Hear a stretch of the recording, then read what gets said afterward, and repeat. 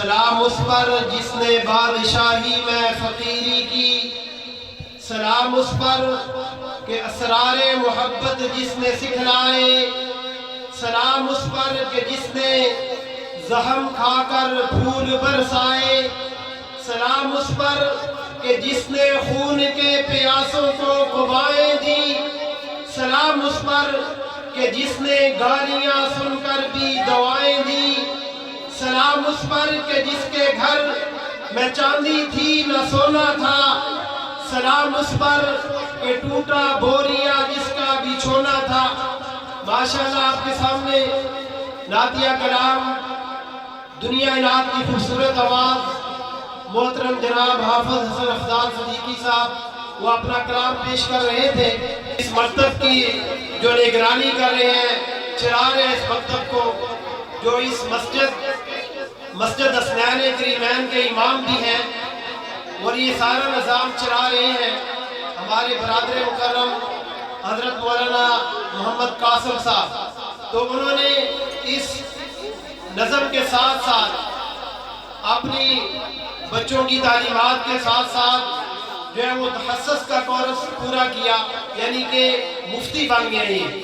تو اب یہ مولانا مفتی محمد قاسم صاحب ہیں، تو انہوں نے اسی دوران یہ کورس مکمل کیا، تو ان کے اعزاز میں استاد محترم استاد الحفاظ قاری محمد حفیظ طاہر صاحب وہ ان کو انعام اور جبہ جو پڑھانا چاہتے ہیں۔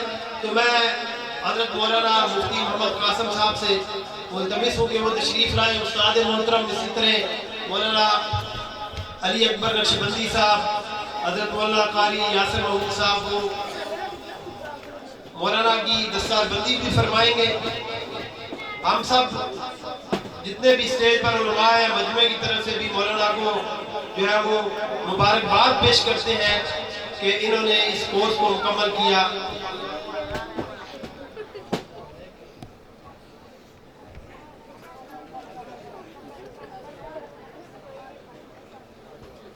ماشاءاللہ اسی دوران ہماری محفل کی زینت بنے ہیں المنہل اسلامک انسٹیٹیوٹ بھدر کے ڈائریکٹر حضرت مولانا قاری عطا اللہ صاحب۔ میں ان کو دل کی اتھاہ گہرائیوں سے خوش آمدید کہتا ہوں کہ انہوں نے ہماری اس بزم کو، اس محفل کو رونق بخشی ہے۔ استاد العلماء حضرت مولانا قاری عطا اللہ صاحب۔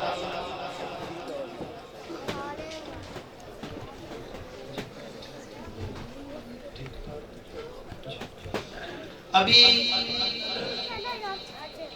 ہمارے اس مکتب تعلیم القرآن کے چند بچے وہ آپ کے سامنے مکالمہ پیش کریں گے قاضی کی عدالت۔ کارروائی شروع کی جائے۔ خبرے والا آج کا مکالمہ بہت خاص ہے اور اس مکالمے کو سماعت کرنے کے لیے پورا علاقوں میں ڈایا ہے، جس میں بچے، بڑے، جوان، مرد، عورت سب شدت کے ساتھ مقدمے کے فیصلے کو سننے کے منتظر ہیں۔ ملزم نمبر 1 کو حاضر کیا جائے۔ ملزم نمبر 1 حاضر ہو۔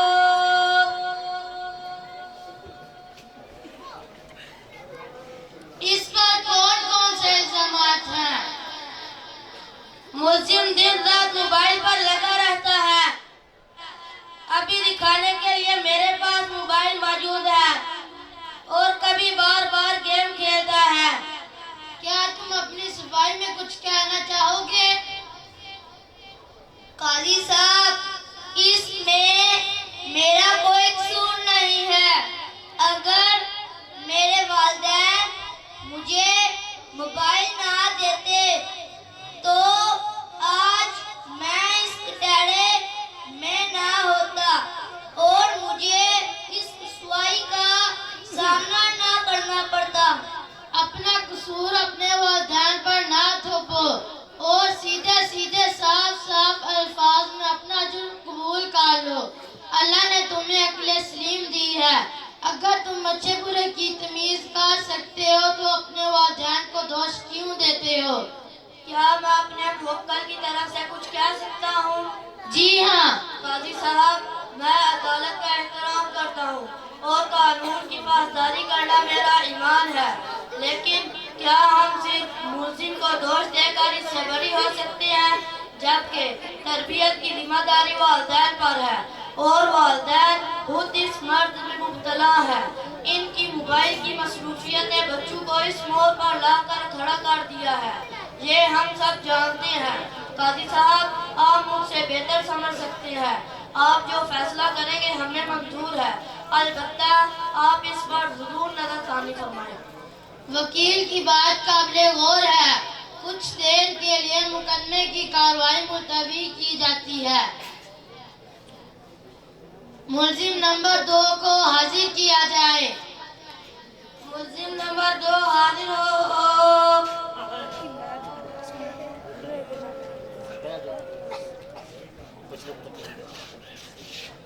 اس ملزم پر بھی سنگین الزامات ہیں، یہ بھی اپنی پڑھائی پر کم اور موبائل میں زیادہ مصروف رہتا ہے، ہر وقت اس کے کان میں ہینڈ فری لگا کر گانے سنتا رہتا ہے یا قوالی، اگر کسی سے بات بھی کرتا ہے تو اس کے ذریعے بات کرتا نظر آتا ہے، جب دور سے دیکھا جائے پاگلوں کی نظر آتا ہے جو اپنے آپ ہی بڑبڑاتا رہتا ہے۔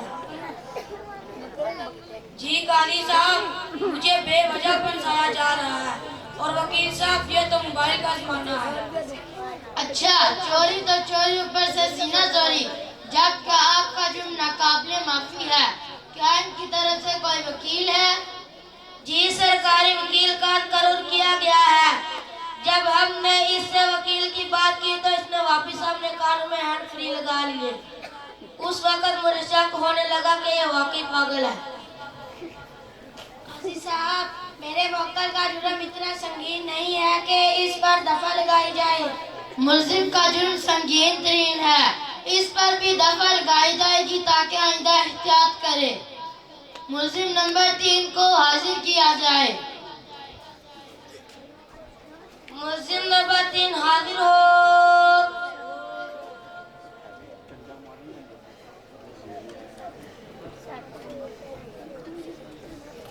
حضور والا، یہ بڑے جرم کا شکار ہے، یہ ہر وقت واٹس ایپ پر لگا رہتا ہے، اس کی بیوی اس کو کہتی ہے کام کا نکات کا دشمن اناج کا، ایسا اس کی بیوی کہتی ہے، دونوں میں ہمیشہ جھگڑا لگا رہتا ہے۔ اس کی بیوی اس کو کہتی ہے تو نے مجھ سے شادی کیوں کی، اور یہ کہتا ہے ہاں مجھ سے غلطی ہو گئی، اس وقت تو 33-10 تھا، اگر سمارٹ فون ہوتا تو میں تم سے کبھی شادی نہ کرتا، اس لیے اس کا گھر اجڑ گیا، اس کو کوئی پرواہ نہیں۔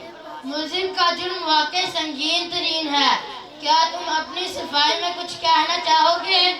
جی قاضی صاحب، مجھے اپنے جرم قبول ہے، اس لیے مجھے اپنا کوئی وکیل پیش نہیں کرنا، بس ایک درخواست ہے۔ وہ کیا؟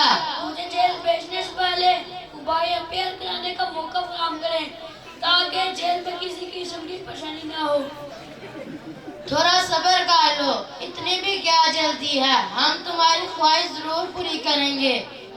ملزم نمبر 4 کو حاضر کیا جائے۔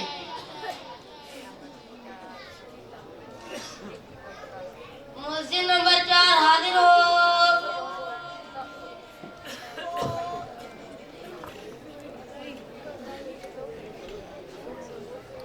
قاضی صاحب، اس ملزم پر سب سے زیادہ الزامات ہیں، یہ ہر وقت موبائل میں لگا رہتا ہے، اس کے گھر میں جتنے بھی افراد ہیں ان سب کے پاس موبائل ہے، گھر میں وائی فائی لگا ہوا ہے، حتیٰ کہ گھر کی عورتیں بھی اپنی مرضی سے فون کا استعمال کرتی ہیں اور نوجوان واٹس ایپ پر لگے رہتے ہیں۔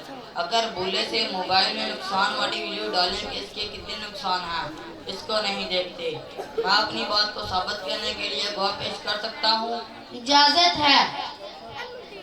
قاضی صاحب، یہ مجھے کہتا رہتا ہے میری تصویر کو اتنے لوگوں نے لائک کیا، اتنے لوگوں نے شیئر کیا، اتنے لوگوں نے کمنٹس کیے۔ ان قریب اس کا بھی فیصلہ سنایا جائے گا۔ تمام گواہوں کے بیانات اور گواہوں کی گواہی سننے کے بعد عدالت اس نتیجے پر پہنچی ہے کہ تمام ملزمات پر لگائے گئے الزامات ثابت ہو گئے ہیں۔ عدالت ان کو 2 سال بغیر موبائل کے گزارنے کی سزا بمشقت سناتی ہے تاکہ اس بے تکیاتی سے چھٹکارا پایا جا سکے اور معاشرے میں کارآمد افراد پیدا ہوں۔ عدالت کی آج کی کارروائی ختم ہوئی. عدالت برخاست کی جاتی ہے.